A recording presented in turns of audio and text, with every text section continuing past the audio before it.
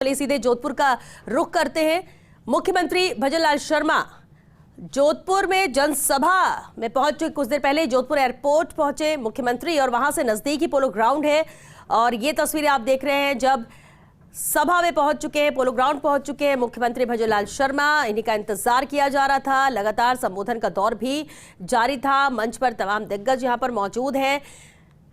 BJP के प्रत्याशी है गजेंद्र सिंह शेखावत, जोधपुर से नामांकन उन्होंने दाखिल किया है और उन्हीं के समर्थन में ये जनसभा करेंगे मुख्यमंत्री भजनलाल शर्मा। उनके समर्थन में वोट की अपील आम जनता से। केंद्रीय मंत्री के तौर पर लगातार गजेंद्र सिंह शेखावत अपनी जिम्मेदारी को बखूबी निभा रहे हैं और अब एक बार फिर से उन्हें मौका दे जोधपुर की जनता, ये अपील मुख्यमंत्री भजनलाल शर्मा करेंगे। यहां से रोड शो की भी बात कही जा रही है। कलेक्ट्रेट तक रोड शो करने की बात भी सामने आई है। कार्यक्रम ऐसा तय है, लेकिन फिलहाल मंच से ये अहम तस्वीर।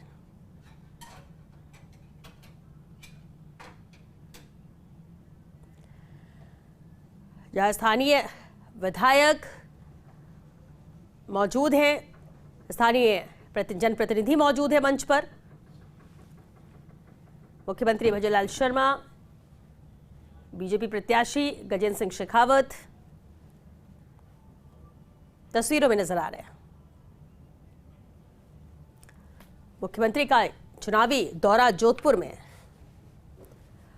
हालांकि आज ही नामांकन दाखिल किया गजेंद्र सिंह शेखावत ने शुभ मुहूर्त पर। उसके बाद ये नामांकन सभा है। मुख्यमंत्री का इंतजार था। सीएम भी पहुंच चुके हैं कार्यक्रम में। संवाददाता राजीव गौड़ हमारे साथ जुड़ चुके। राजीव, तस्वीरें हम देख पा रहे हैं जहां मुलाकातों का दौर जारी है। मंच पर मुख्यमंत्री का स्वागत किया गया है। अब आगे किस तरह से ये कार्यक्रम रहने वाला है? देखिए श्वेता, खिले हुए चेहरे कमल को खिलाना चाहते हैं। 400 पार का जो नारा है वो यहाँ भी गूंज रहा है। देख सकते हैं तस्वीरों में राजस्थान के मुख्यमंत्री भजनलाल शर्मा जो है इस वक्त पर मौजूद है और साथ में यहाँ के सांसद जो है प्रत्याशी के रूप में उनसे जिस तरह से गर्मजोशी से स्वागत किया शेखावत ने समझा जा सकता है कि पूरा मंच देख पा रहे हैं। भवानी सिंह जो तस्वीर दिखा रहे हैं ये तस्वीर काफी महत्वपूर्ण है चुनाव के लिहाज से। नामांकन दाखिल का पहला चरण जो है वो पूरा हो चुका है। दूसरे चरण में यहाँ से भजनलाल शर्मा शेखावत भाजपा के काफिले के साथ रोड शो करते हुए कलेक्ट्रेट पहुंचेंगे और वहां पर नामांकन पत्र दाखिल करेंगे। लेकिन इससे भी ज्यादा महत्वपूर्ण बात है कि तमाम जो पश्चिम राजस्थान के कैबिनेट के मिनिस्टर्स है वो भी मौजूद है, राज्य मंत्री मौजूद है, कुछ अन्य कैबिनेट मिनिस्टर पहुंचे हैं। गजेंद्र शेखावत के द्वैत अभिमन्यु सिंह भी पहुंचे हैं और कुल मिलाकर के भाजपा का पूरा कुनबा मौजूद है। माहौल इसलिए भी अच्छा है कि कांग्रेस के और कुछ आरएलपी छोड़ करके भी कुछ जो नेता कार्यकर्ता ज्वाइनिंग कर रहे हैं और साथ में बीजेपी की जो कुछ हल्की फुल्की नाराजगी जो खत्म हो चुकी है और मंच पर सब एकजुटता से पिछली बार का रिकॉर्ड जो शेखावत का वो खुद शेखावत का रिकॉर्ड तोड़ना चाहते हैं और इस बार 3 लाख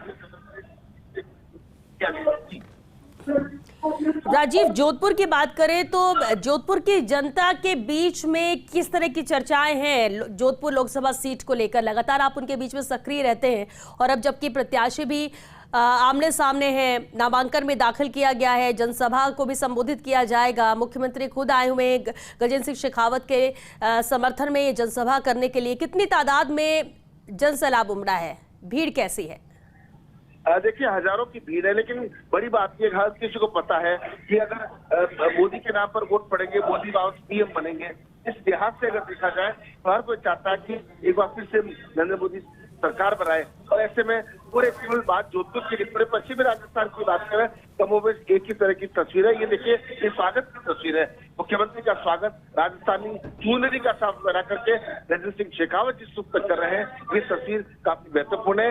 ये साफा जो है पति का शौर्य और प्रेम और मोहब्बत के अपनेपन का कहने के लिए तो भले ये शादी और विवाह के वक्त यही साफा यहाँ पहना जाता है, लेकिन जब राजनीति के मंच पर होते हैं तो कमों में साफों का आकार और स्वरूप अलग अलग हो सकता है मगर भाव सम्मान का होता है। ये सम्मान जिस तरीके से जो कैबिनेट मंत्री गजेंद्र सिंह खिमसर है उन्होंने उनको बीजेपी का दुपट्टा पहनाया है, समझा जा सकता है किस तरीके से तैयारी पूरी। रही बात सियासत की तो सियासत साफ तौर पर दिखाई दे रही है कि हर कोई चाहता है कि उनका वोट वेस्ट नहीं जाए।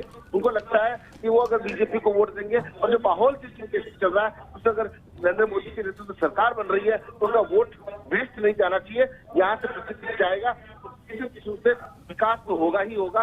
उस लिहाज से भी जो माहौल जिस तरीके से लग रहा है, चाहे राम मंदिर साइलेंट मुद्दा सामने तो नहीं आ रहा, लेकिन साइलेंट मुद्दा है।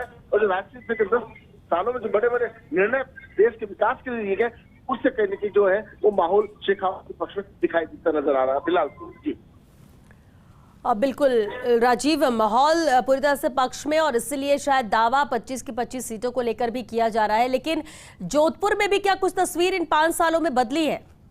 क्या कोई किस तरह की सोच में बदलाव है, या इस बार भी पिछली बार की तरह ही प्रधानमंत्री नरेंद्र मोदी के चेहरे पर ही वोट देने के लिए जनता तैयार है, या फिर कुछ अहम मुद्दे हैं यहाँ पर लोगों के जिसको लेकर वो अपनी बात रखते हैं? देखिए, अगर इसको राजनीति के चश्मे से अगर हम देखें तो बहुत साफ है, वोट नरेंद्र मोदी के नाम पर 2 टर्न जो 10 सालों की बात कर रहे हैं उनके नाम पर पड़े हैं। एक बार फिर मोदी को पीएम बनाने को लेकर के जनता का जो रुझान है, जो रायशुमारी है, वो साफ तौर पर पीएम को मोदी को पीएम देखना चाहता है। ऐसे में तस्वीर बिल्कुल साफ है। ठीक है, कुछ इलाकों के अंदर व्यक्ति का प्रभाव हो सकता है, लेकिन जब ऑरा काम करता है तो ऑरा एक साफ काम करता है, समझा जा सकता है जनता का विश्वास है।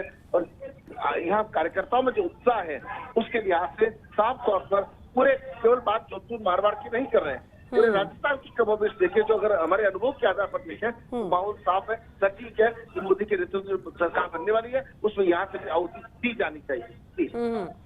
बिल्कुल। और मंच की बात करें तो कौन से अहम चेहरे और मौजूद है, क्योंकि इस बार बहुत तस्वीर हर लोकसभा में बदली हुई नजर आ रही है राजीव, क्योंकि कई ऐसे अहम चेहरे हैं जो कांग्रेस या दूसरी पार्टियों को छोड़कर बीजेपी के साथ आए हैं, शामिल हुए हैं, और ऐसे में कहीं ना कहीं समीकरण भी बदलने की बातें कही जा रही हैं, फायदा पहुंचने की बात कही जा रही है।